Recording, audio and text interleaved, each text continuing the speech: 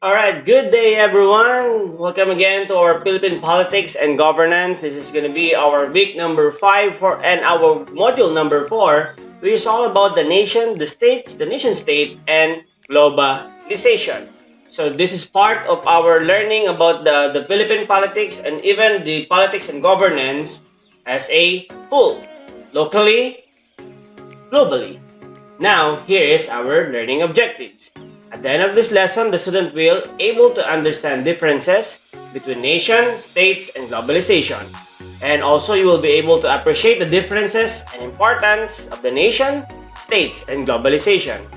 Lastly, you will able to contribute to national and global progress, as you will know your role as an individual or the citizen of this country to know your part to global and local progress. Let's proceed. What is nation? A nation is a union of people who can be identified or shared culture and language, history, and ethnicity. No political union is necessary. It actually came from the Greek word ethnos, which means ethnicity. Hindi ito agad-agad yung atin nasa isip na nation, as a Philippines, as bansa, okay? Or country, sinano mo sa word na country. A nation can be considered a nation basta nagkakasundo yung mga tao doon at nag-share sila ng kultura nila at ng kanilang lingwahe. Even yung mga halimbawa sa atin, technically, consider natin yung mga mangyan as a nation because sila ay nagkakasundo sa isang lugar, sa geographic location, isa sila ng lugar, nag-share sila ng kanilang kultura, kanilang awit, yung kanilang tradition, yung kanilang sayaw, yung kanilang religion, yung kanilang pagkain, yung kanilang agriculture, lahat-lahat. And then even their language and even their history, okay? So, because they are an ethnic group, okay?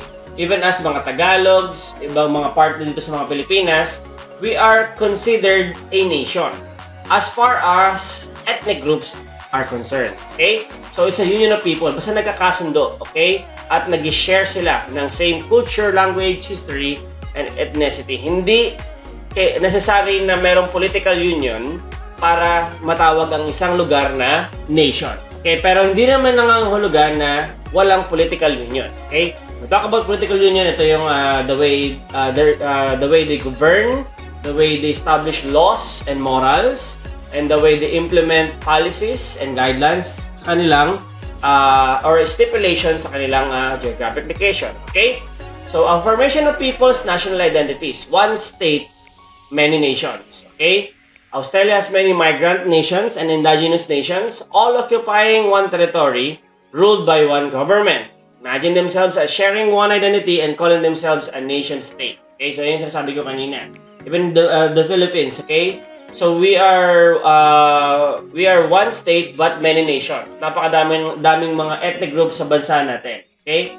Yun na lang ang hatian ng Luzon, Visayas, Mindanao, marami na. When we talk about people in Luzon, there are a lot of people groups in Luzon, also in Visayas, and also in Mindanao. So, hindi pwede mong sabihin na isa lang sila. Kasi iba pa yung nasa patag, iba pa yung nasa bundok. So, there are many nations, but one state. Because we are ruled only by one government. Philippines, despite of multiplicity, we are one in state. Okay? Because of the so-called governance or political union. Okay? So, a state is more than a government, that is clear. Government changes, but state endure. A state is the means of rule over or a defined or sovereign territory.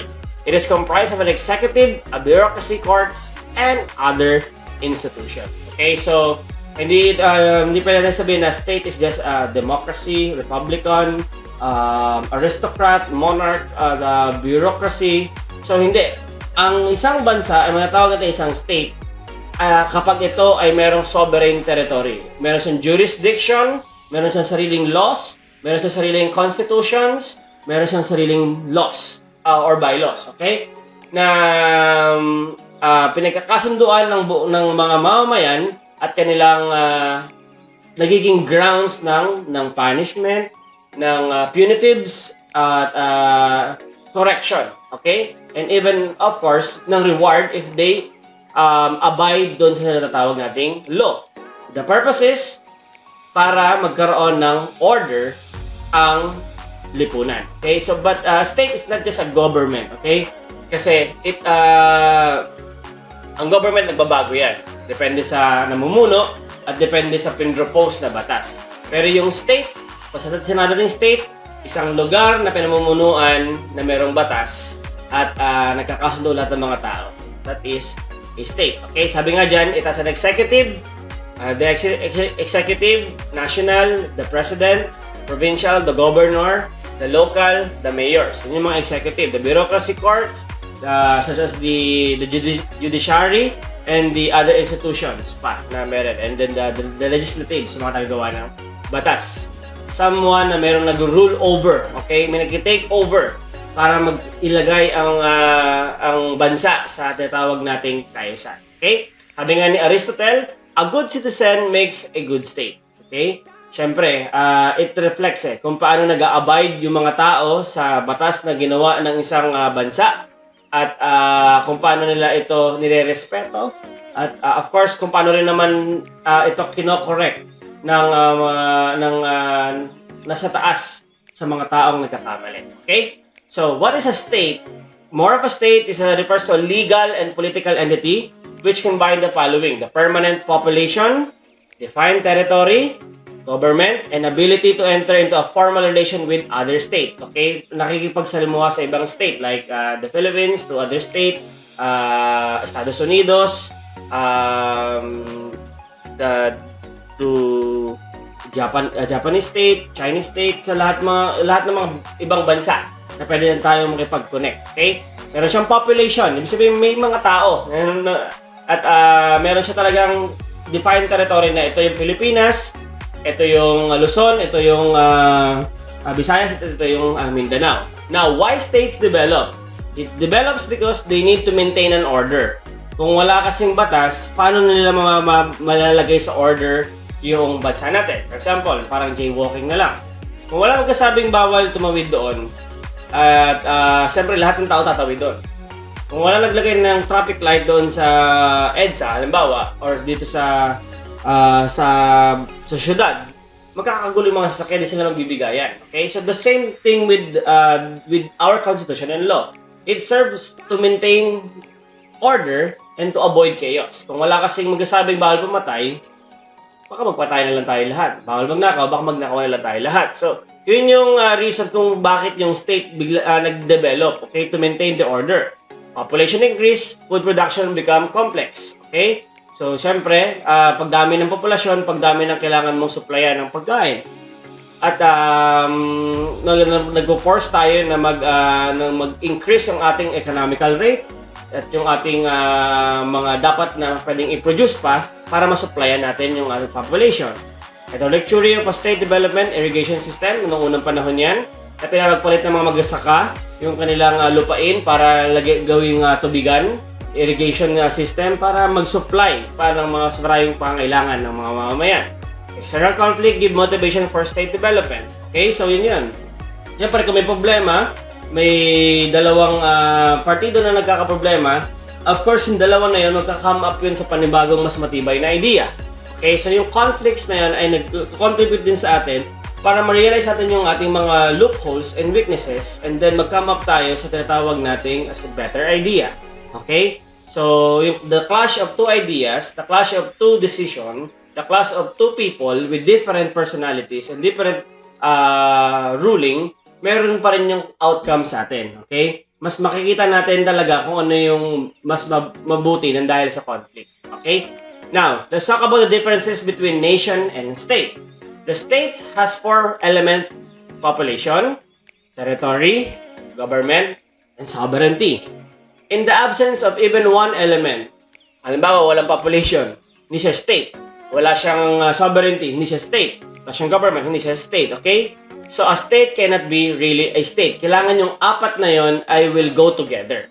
A state is always characterized by all elements, while the nation is a group of people who have a strong sense of unity and common consciousness. Common territory, common race, common religion, common language, common history, common literature, and common political aspirations are the elements which help the formation of nation. The keyword is common. Okay? yung kanilang pagkakasundo. Okay? At yung ano ba yung kanilang sinishare. Okay? Yung kanilang binabahagi sa isa't isa as their common denominator. Okay? So, and yet none of this is an absolutely essential element. The elements which go to build a nation keep on changing. Siyempre, nagbabago yung history, nagbabago yung literature, nagbabago yung political aspirations, yung kanilang language, yung kanilang territory, nagbabago yun. Okay? So, with or without the other, they will continue to be a nation. But with regards naman sa state, pag walang population, walang tao, walang state.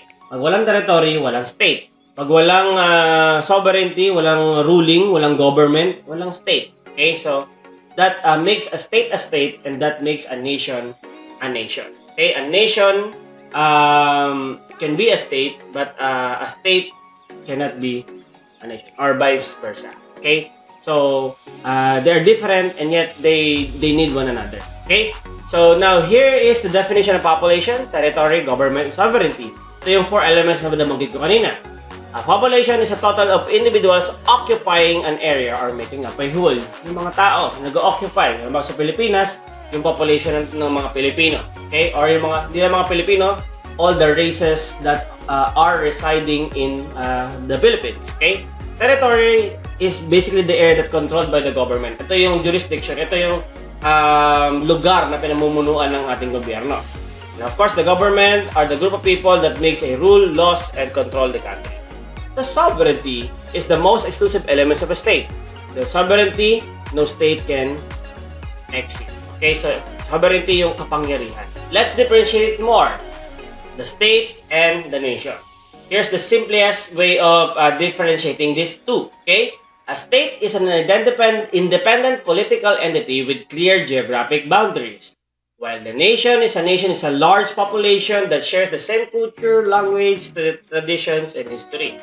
Okay, basta yung sa state, political entity. Okay, yung ruling, yung government, yung territory, doon lang yun. Pero yung nation, pwedeng malaki yan eh. Malaki talaga yan. Okay?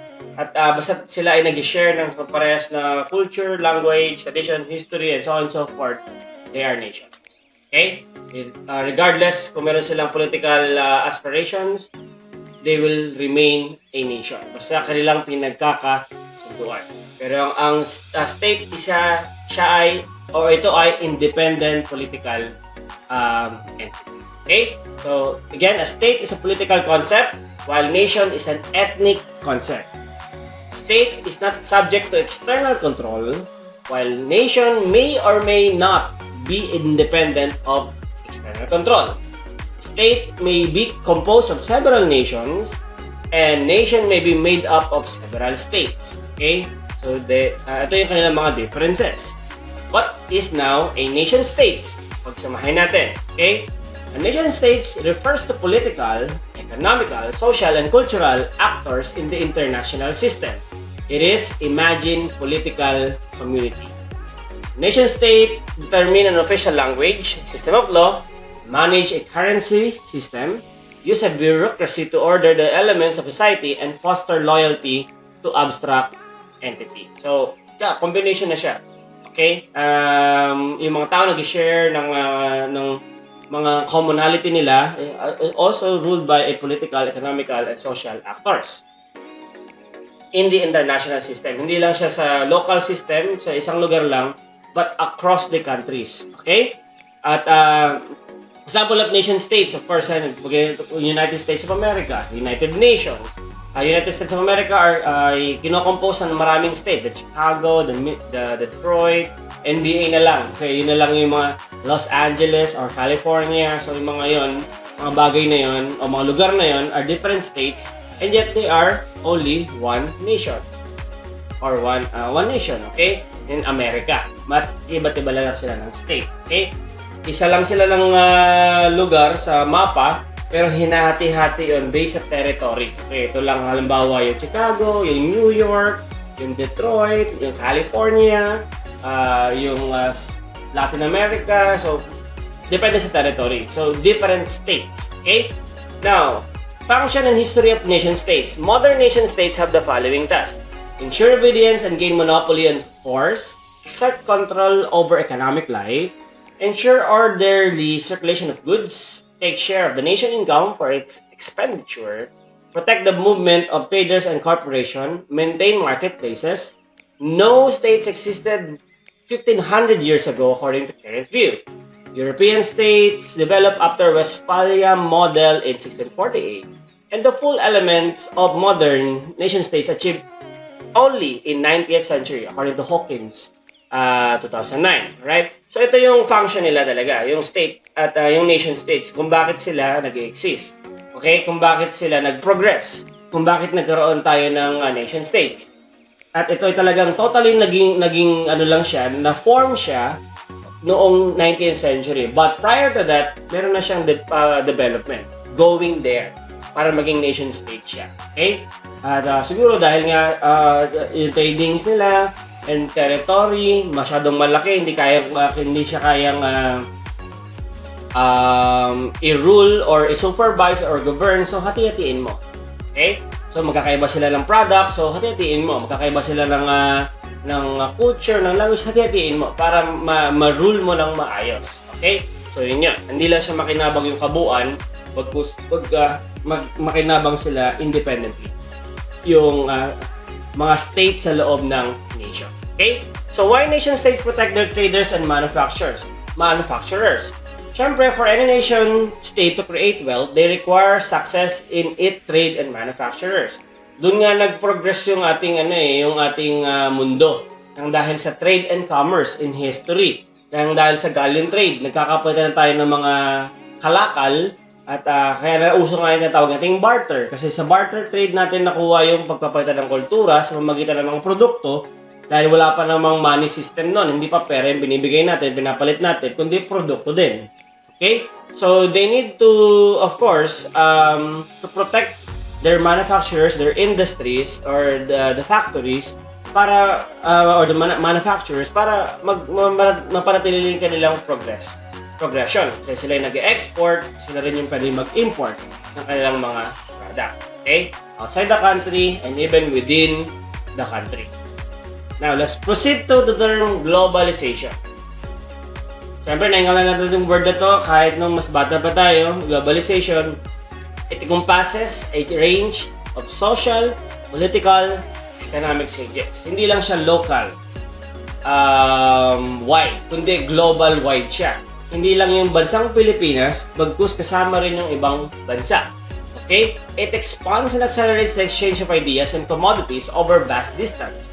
It is common to discuss the phenomena in highly generalized terms. But globalization's impacts are often best understood at the local level.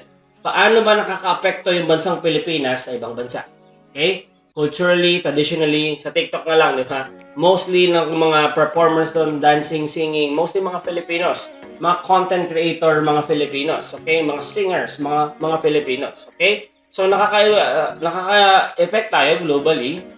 Okay, hindi lang sa arts and entertainment, but also sa ibang mga aspeto natin, like yung ating mga pinagmamalaki na pambansang bayani, ay yung kamao sa Manny Pacquiao, global impact nun, di ba? Hindi lang sa Pilipinas sikat sa buong Pilipinas, sa buong mundo, nang dahil sa pag-represent sa Pilipinas sa boxing, as a world champion. Okay, meron siyang impact, okay, locally and then globally. Okay? In a local level muna. Okay? Now, globalization is a process of increasing density and frequency of international global social interaction relate to local and national. It is also interconnectedness between all the societies of the world in all the sphere of human activities, economic, social, political, and cultural. Sa ngayon, madali na yan. Unlike before, napakahirap.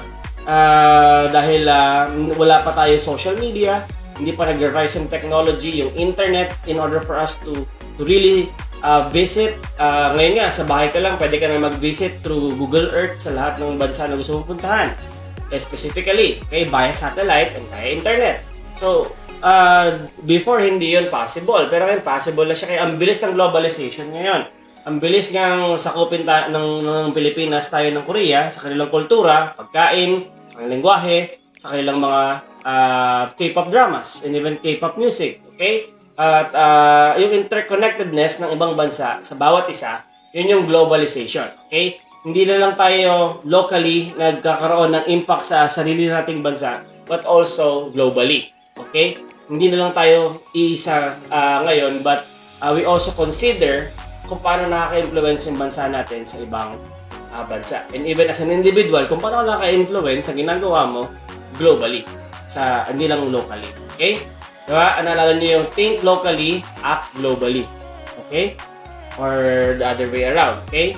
So, act locally, think globally. Okay? As ginagawa mo dito locally, alam mo meron tong global impact. Okay? What is the significance of nation state in global area? Due to global change in terms of culture, politics, class, and economics, in addition to religion as main carrier of ethnic, national, and gender project into global and regional conflicts, for example, state with fundamentalism and West ideology at the Egypt and Arab Spring Revolution. Okay, so sa atin naman, hindi naman nalagyan natin issue dati yung divorce. May natin issue yan. Pero dahil nga sa globalization, nakikita natin na pwede pala to sa ibang bansa. Sa Amerika, pwede pala yung abortion, pwede pala yung same-sex marriage, pwede pala itong mga gender equality na ito. Hindi naman yan natin issue before. Pero dahil nakita natin to, bakit sila pwede, ba't sa atin hindi? So, kaya meron siyang impact din sa atin locally. At mga rights na pinaglalaban ng mga individual people. Okay? So, yun yung impact. Economically din, bakit pwede pala tayong mag-create ng magandang teleserye like yung Voltes Pag lalabas na animated, kaya pala ng Pilipino, bakit ngayon nilang ginawa? Okay? Kasi dahil na-pressure na sila sa ibang bansa, ang gaganda ng mga pelikula na lumalabas sa atin, napaka backward ng ating technology, ng ating mga palabas, ng ating arts, ng ating media, pero kaya naman pala natin. Bakit natin kaya? Kasi nape-pressure na tayo. Ayaw natin mapag-iwanan. Nagiging competitive na yung bansa natin sa ibang bansa dahil we need to.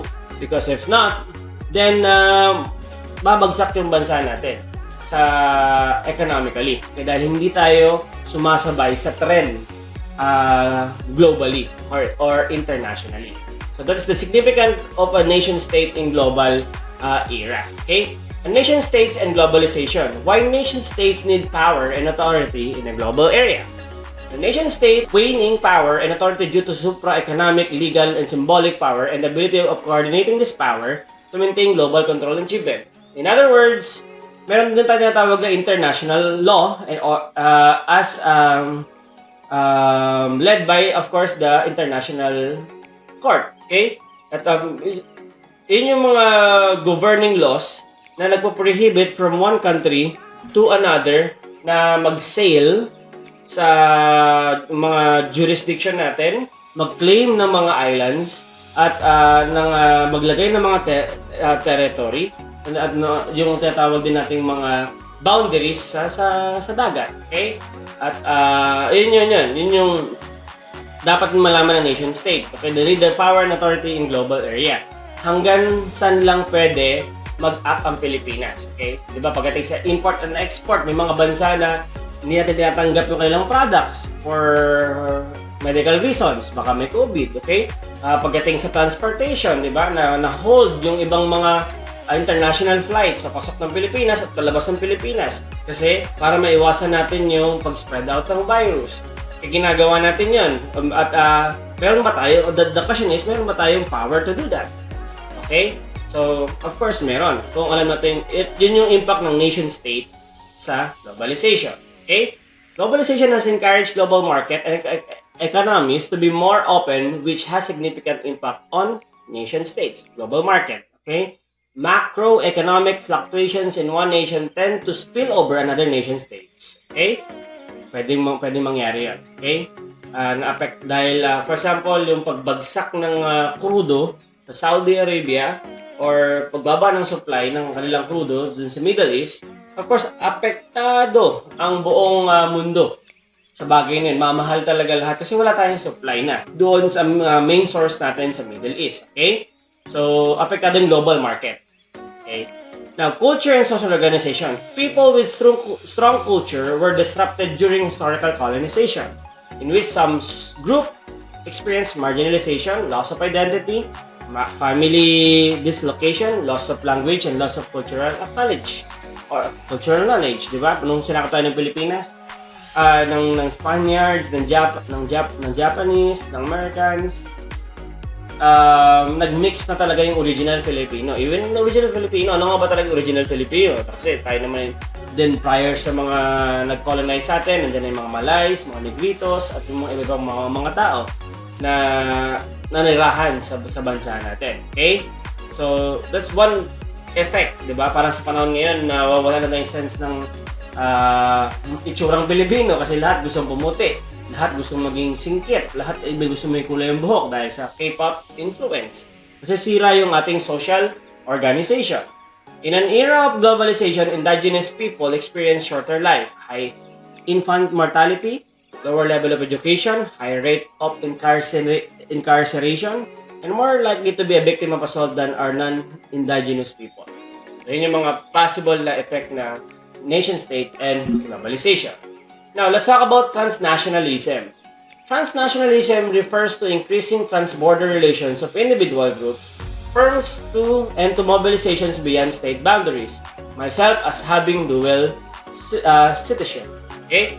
Kaya, from the word transnationalism, nagpapalit ka ng ng bansa mo, papalit ka ng citizenship mo from America, from Filipino to American citizen, and probably dahil sa benefits, okay? At para secure din yung iyong residence or permanence sa isang lugar. That's transnationalism. Yung iba, pinapayagan ng dual citizenship, okay? Pero alam niyo po ba, when you sworn an oath sa pagpalit mo ng citizenship, ang isa sa mga sinasabi mo doon yung pledge allegiance mo. Okay? Sa madalit salita, tinatakwil mo na yung sarili mong bayan. Okay? Umaayaw ka na. Umaatras ka na. So that what it means to transnationalize yourself into a different citizenship. Okay? So, pero of course, pagpunta kayo naman of course sa ibang bansa, may mga Pilipino na hindi pwedeng mag-transnationalize or magpalit ng citizenship, pero may iba na nagpapalit ng citizenship, ginagrab nila yung opportunity na yan. But the point of this transnationalism, yung across bound ng borders. Filipinos are everywhere, literally. Kahit saan lupalop ng mundong ito, mga bansa sa mundong ito, nandun ang mga Pilipino. Okay? So, that's transnationalism work. Okay? Now, here's the conclusion. Globalization can both affect in positive way and challenge the power of the nation-state. The process of globalization date back many centuries and influence the power of the nation-state in economic, political, and cultural ways.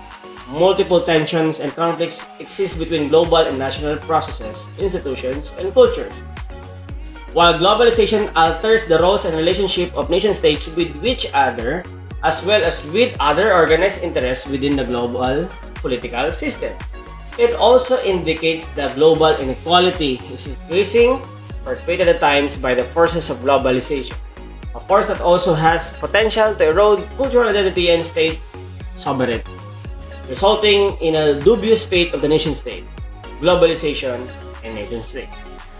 So yun yung mga, it has a good effect to us, it is advantageous to us, but also we have to understand the fact that it can also have as a disadvantage, a negative effect to us. Of course, pag naiinggit na yung bansa natin sa ibang bansa, kapag sinasakop na tayo ng mga ideals, cultures, and even traditions ng ibang bansa, nawawala yung sense of identity natin. Yung global inequality, bakit siya? Mas nagpo-progress tayo? Hindi. Ay mga bagay na yun. Na pwedeng maging factor para yung globalization ay mag-effect ng positive and also a challenging way. Okay? So, yun yung ating with regards to nation, states, and globalization. So, here is your weekly assessment. For your weekly assessment, I want you to give 10 examples of nation-state. Okay, bansa. Alright? Na lugar na tinatawag nating nation-state. Okay, for example nga, sa Estados Unidos, and then yung California state. Okay? At yung mga different states na yan. Okay? Now, for number 2, give 5 more advantages about globalization. Number 3, give 5 disadvantages of globalization. Okay? Kahit one sentence, answer lang, okay na. Okay, you don't have to put it in a paragraph form na napagkahaba-haba. Just answer it in a simple way. Okay? Now, here is Philippine politics and governance. If you have questions, do not hesitate to ask me and approach me to the following contacts na meron kayo sa akin.